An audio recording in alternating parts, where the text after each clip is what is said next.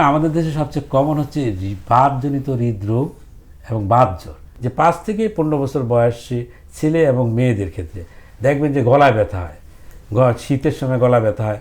Beta haemolytic streptococcus নামে একটা bacteria দিয়ে এই ধরনের গলা যদি ব্যথা হয়, সেই গলা ব্যথা থেকেই কিন্তু হার্টের ভালভ এফেক্টেড হয়, যাকে আমরা বলি রিউমেটিক ফিভার অথবা বাতজ্বরজনিত হার্টের সমস্যা আমরা বলি।